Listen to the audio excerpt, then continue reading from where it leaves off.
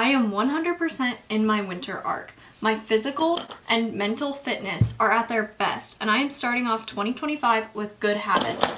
And here's my best tips so that you can do the same. Hello, my name is Cameron. I love fashion and fitness, and I love talking about them. And I'm going to be talking about my winter arc today and giving you the best tricks to maintain and succeed with yours. So if you don't know, the winter arc is specifically a challenge for you to get ahead of everybody when the new year comes. It starts on October 1st and ends on January 1st, but honestly, it's kind of become just an all-encompassing term for any time during the winter when you are physically and mentally fit and getting at it. It is a time to focus on your internal motivation and improvement and ultimately get where you want to be. It's also usually coupled with fitness challenges like 75 Hard, which is actually what I am doing. So I started 75 Hard in December and I'll end it in about March. Basically think of it like a New Year's resolution without being a New Year's resolution. If you were a little late on the start and you're just now seeing this video, because I honestly recorded it so I can give tips, not necessarily so that you can do it with me or something, it's never really too late. My biggest motto, Nike's biggest motto, just do it, applies to literally anything. Just do it. It cannot possibly hurt you. Why do you don't need the winter arc to be yeah, I'm gonna start doing this. You don't need the winter arc to say, I'm gonna go to the gym. You don't need the winter arc to say, I'm gonna go for a walk. That can totally be a personal thing, and you can just call it your winter arc because it's funny. It's fun. It's a good, it's just fun to say. I'm in my winter arc. Now, one thing that can often get really tiring with fitness challenges is just how, insane they can be. And you're just sitting there and you're I'm struggling to get out of bed right now. But I think the best way to do any of this is just romanticize it.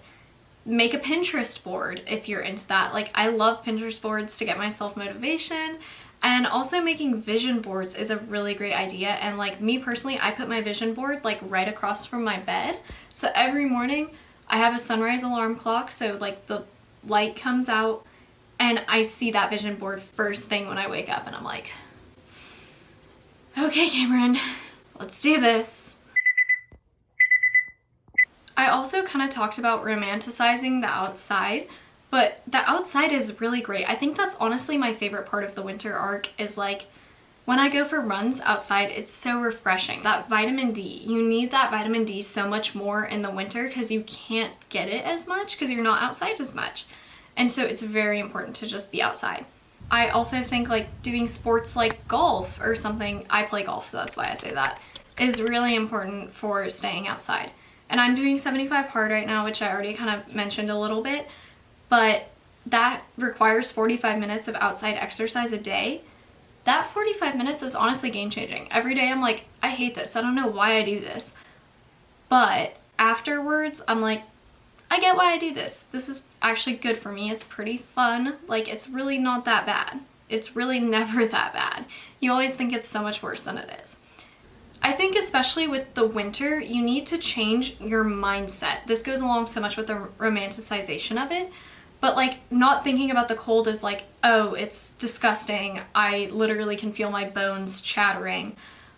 No, you need to start thinking about the cold as refreshing. One of the best tips I heard before going on a run in the cold is to do a bunch of warm-ups inside so that going outside sounds refreshing. You can kind of think of it as cryo. Cryotherapy was really big a couple years ago. Just think of it as your own personal version of cryo. Or think about the winter outfits. For me, I think the outfits for running in the winter are way cuter than anything else. And along with all the many health benefits for just generally going outside and stuff like that. One of the biggest things though that has to do with romanticization of anything is music. Music is going to be the number one thing that motivates you. Please stop listening to your sad indie music in the winter. That's not going to make you want to go and work out. You need to listen to something at least a little upbeat, maybe not insanely, you don't have to listen to that EDM or anything, but listen to something upbeat. I'm gonna be really honest, Maroon 5 is my running music. That's really random, Maroon 5, but actually their album It Won't Be Soon Before Long is one of my favorites for like just generally like going for a run or really exercising, honestly. But that's a really good music rec. I'm gonna be so honest. Like, I can't believe I'm talking about my Maroon 5 addiction on the internet. I kind of talked about this with the vision board, but making your environment scream productivity in your face is one of the best ways to making your winter arc successful, or really any sort of fitness challenge. Like I said, the vision board, when I first wake up, like, I'm literally committing self-sabotage, like, so knowingly. It's so in my face that if I don't just get up, I'm like, okay. I think also just, you know, making your social media all fitness stuff or like things that will motivate you is very big. Following accounts that will motivate you. I really love Arnold Schwarzenegger's account. He also has a daily newsletter that I read and a podcast that's pretty good. I always see stuff pop up on my page and I'm like, okay, Cameron, what are you doing? I also really like Kelty O'Connor and Lily Sabri. They're both great. So there's a ton of accounts. Just find who you like. Andrew Huberman is also super great.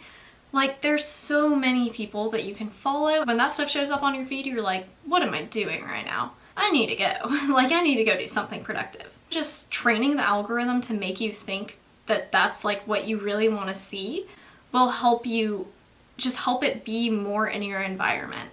And then also just making any of your habits easier. Like, one of the things that I started implementing is not getting on my phone first thing. So I charge my phone across the room and it really does work. Providing these like bumpers for your bad habits will make the good things a lot easier as well. And thinking about what you need to eliminate is going to be the easiest way to put new things in. Because obviously when you get rid of a bad habit, now something else has to come in. Establishing a routine and consistency is going to be the biggest thing. Now, obviously, that's really hard and you're like, what? But that's the whole point of the winter arc, is so that when winter is over or when the new year comes, you have it down. Writing down what your routine needs to be, like what you need to do. Maybe it doesn't have to be perfect, but just saying, this is stuff I need to do every day. I don't care where I fit it in, but it does. Eventually you'll find that you get in a habit of fitting it in somewhere, and it's usually where it needs to be. Like, for me, my workouts have to be in the morning. Like, anytime I try to do them in the afternoon, I'm like, absolutely not. No, that's not happening. I feel awful. I don't want to do that. But if I do it in the morning, I know that I'll get it done and I really will enjoy it.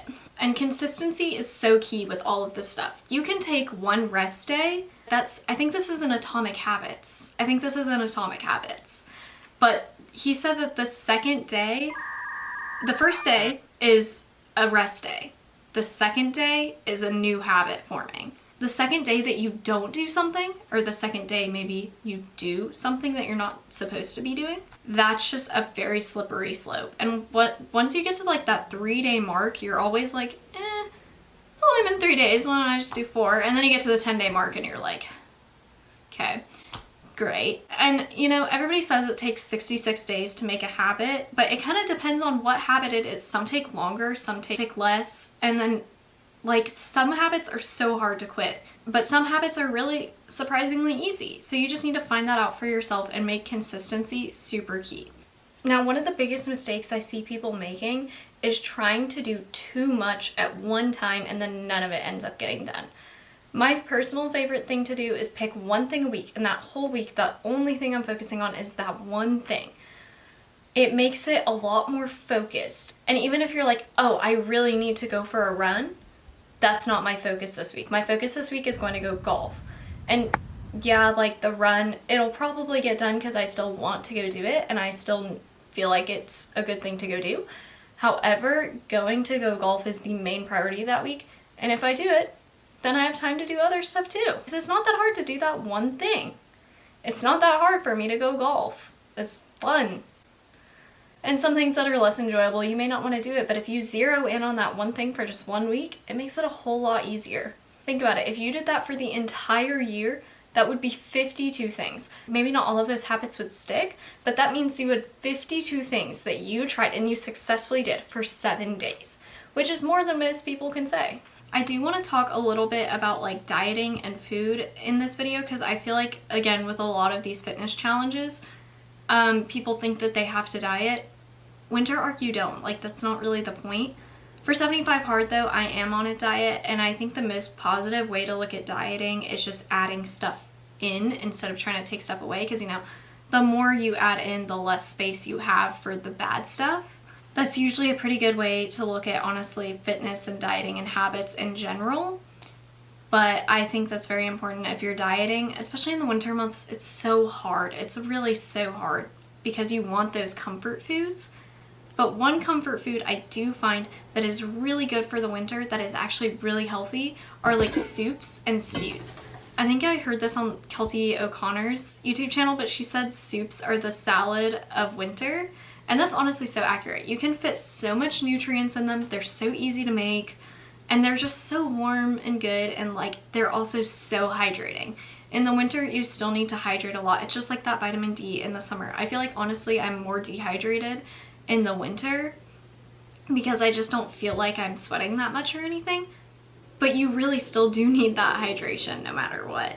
One of the biggest things that isn't harped on with the winter arc, and is actually kind of weirdly looked down upon, is being social. Like, part of the winter arc is like not talking to anybody and like going totally silent for some odd, I don't know, 90 days? Is that right? That is not right. That cannot be right.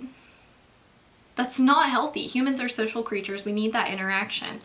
And like, I can't believe that that's actually like praised in the fitness community as like time to focus on yourself. Sometimes the best way you find yourself is by finding yourself in others.